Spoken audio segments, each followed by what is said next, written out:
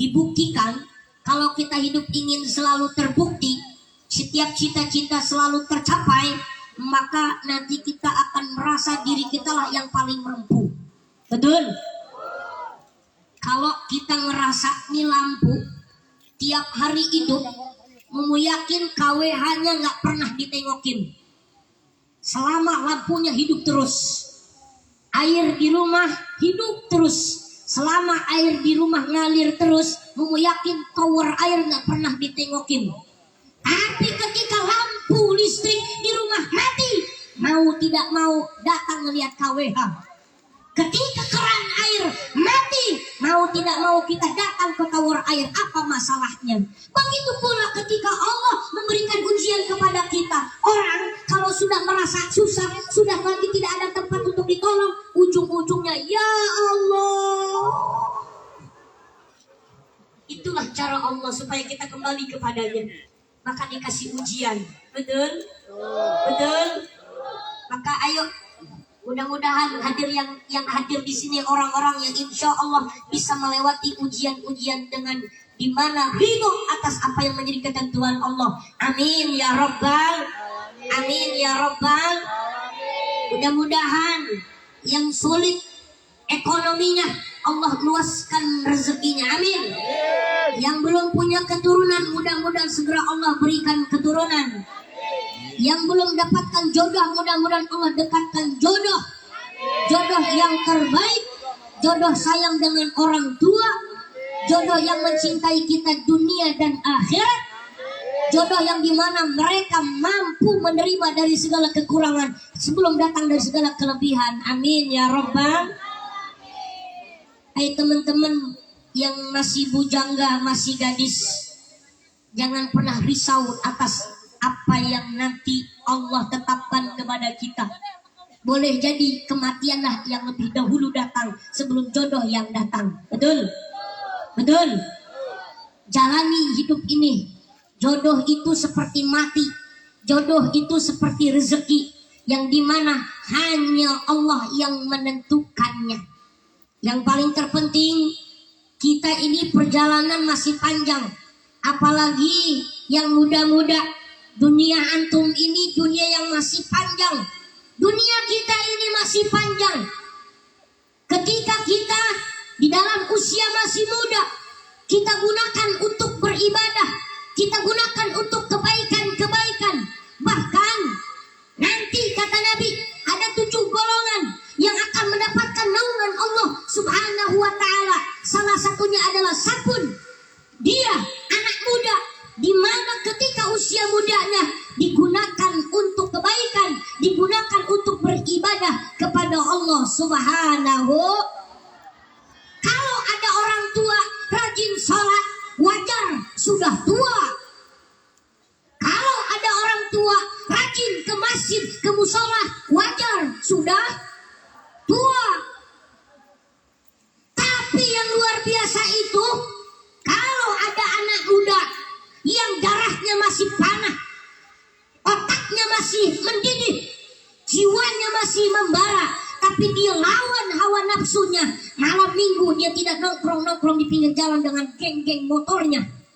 Malam minggu dia rela datang melawan hawa nafsunya, duduk di majelis taklim, duduk di pengajian. Maka ini salah satunya, dia golongan anak muda yang akan mendapatkan naungan pertolongan Allah kelak yaumil qiyamah. Amin ya Rabbal. Amin ya Rabbal. Mudah-mudahan yang hadir di sini anak-anak muda yang semangat, yang terus berkarya. Amin ya Rabbal. Sebab ini temanya anak muda. Subhanul yaum rijalul god. Pemuda saat ini, pemimpin yang akan datang. Boleh jadi nanti yang menggantikan di atas panggung ini masyarakat sini yang ceramahnya. Boleh jadi nanti yang gantiin Pak Babin Katipmas masyarakat di sini nantinya. Amin ya Rabbal. Jadi anak-anak muda jangan patah semangat, jangan pernah minder dengan keadaan. Dulu waktu Mumuy masih kecil,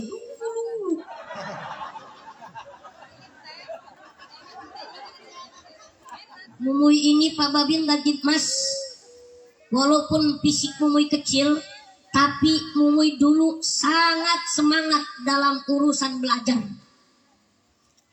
Jadi dulu Mumuy itu harapan kecil dari orang tua, nggak mungkin Mumuy ini sekolah karena anak saya berbeda dengan yang lainnya. Tapi Mumuy lah yang bersikukuh bahwasannya, Pak, Mumuy pengen sekolah. Biarpun yang lain duluan berangkat, Mumuy terakhir. Karena jalannya Mumuy beda sama jalannya mereka. Tapi alhamdulillah banyak yang sayang dengan Mumuy. Dulu waktu Mumuy sekolah SD, jarang jalan kaki, digendong ke sekolah. Alhamdulillah kalau ke sekolah digendong. Sampai Mumuy lulus SD masuk sanawiyah, jalan kaki 3 kilo pun sama. Kalau pulang dari sekolah digendong, kadang dimasukin tas.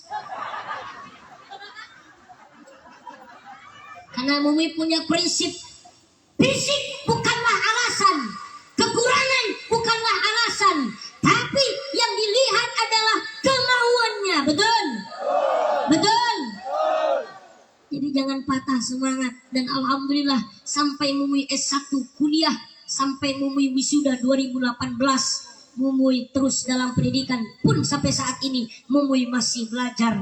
Doakan supaya Mumuy sehat, panjang umur, cepat gede. Mau amin gak jadi, soalnya udah gak mungkin Ustaz. Betul? Gak apa-apa Pak, walaupun kecil kalau dipegang-pegang lama-lama kegedean Pak.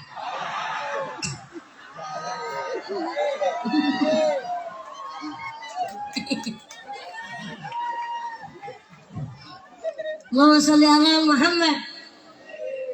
Hati-hati, yang mempengaruhi kita teman-teman itu kadang-kadang ada 3 hal. 1, mempengaruhi anak-anak muda itu dari lingkungan orang tua. Yang kedua, lingkungan tempat pendidikan. Yang ketiga, salah satunya adalah lingkungan masyarakat.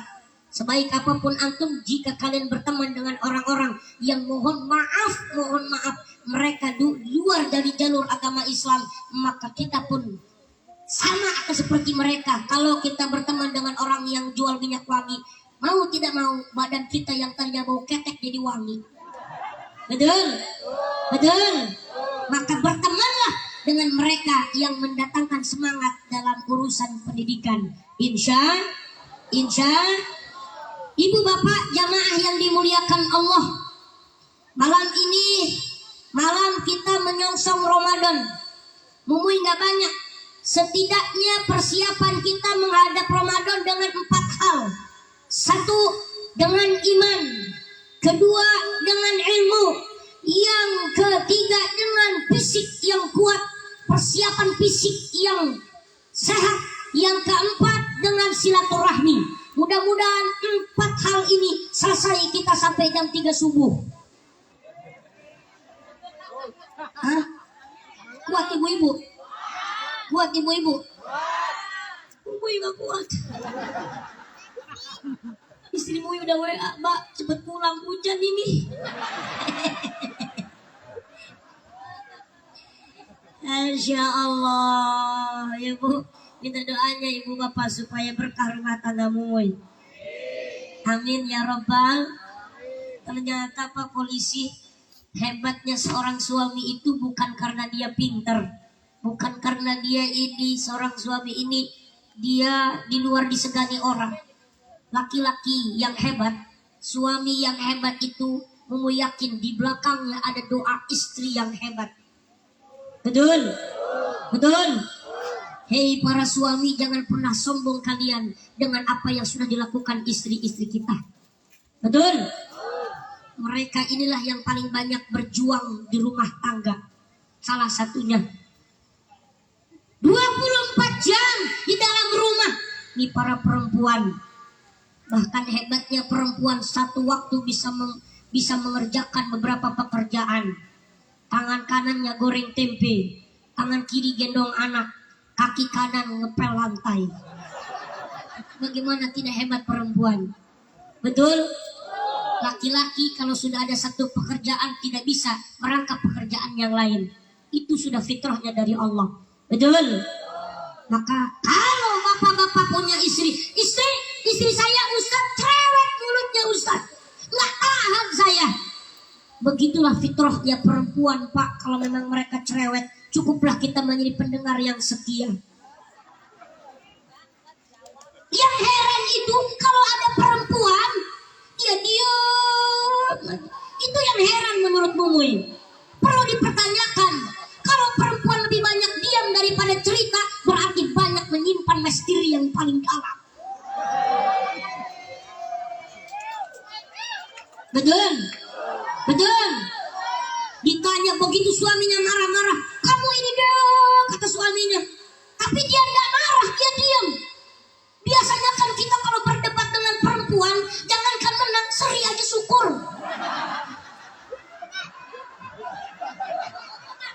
Betul nggak Pak Polisi? Pak, walaupun Bapak di kantor polisi, di rumah bukan polisi kita Pak. Walaupun Mumuy di atas panggung ustad, kalau di rumah bukan ustad Mumuy. Benar Pak, betul Pak. Segagah apapun kita suami di luar, pulang ke rumah, ya kita suami, bukan siapa-siapa. Kita tetap harus bersimpuh di lutut dan seorang perempuan. Betul. Nah, ibu-ibu merasa didukung, tepuk tangan, lihat aja nanti. Ada perempuan ketika suaminya marah, dia diam. Suaminya ngomel-ngomel, dia diam. Maka kata suaminya, Dek, kenapa sih kamu ini kalau dimarahin saya gak pernah melawan, malah kamu diam? Gak apa-apa. Terus kalau kamu nanti marah-marahnya gimana? Yang jelas kita manusia, ada rasa marah, ada rasa sakit hati. Iya. Kok kamu diem deh? Kalau saya marah itu itu WC-nya bersih. Loh kok kenapa? Saya kalau marah itu suka bersihin WC. Kok bisa? Iya, bersihinnya pakai sikat gigi Ternyata dia lebih kejam Pak.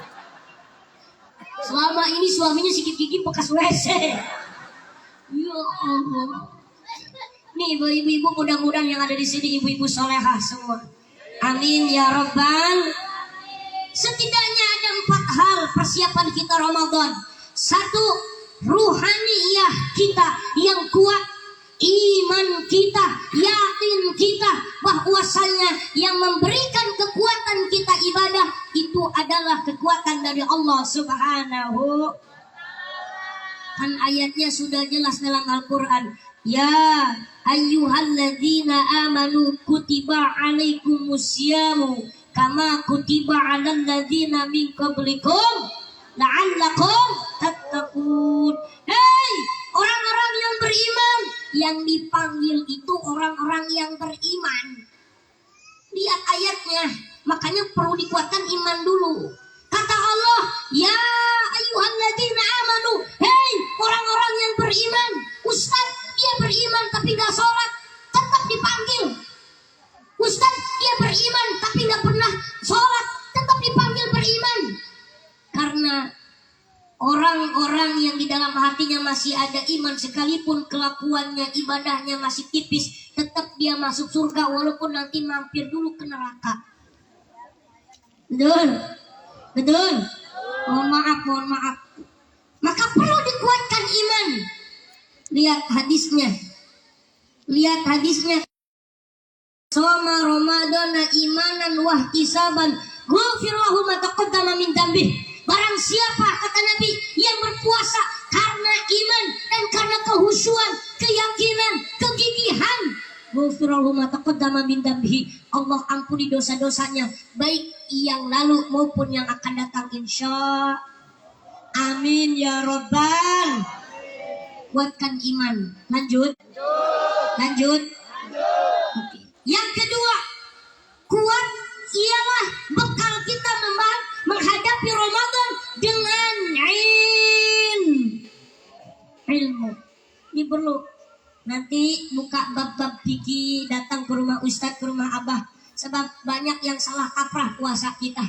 Betul? Sekedar hanya menahan lapar dan haus saja cukup. Buka bab-bab fikih nanti bagaimana cara niat puasanya. Ada yang niat puasanya dia niat 1 bulan penuh. Di sini ada nggak niat puasa 1 bulan penuh? Ada nggak? Kalau Imam Hanafi, Imam Syafi'i, Imam Hambali itu lebih menganjurkan niat puasa itu adalah setiap besok mau puasa malamnya niat. Tapi Tapi yang dibolehkan itu adalah salah satu Imam Maliki. Imam Malik ini adalah di mana beliau menganjurkan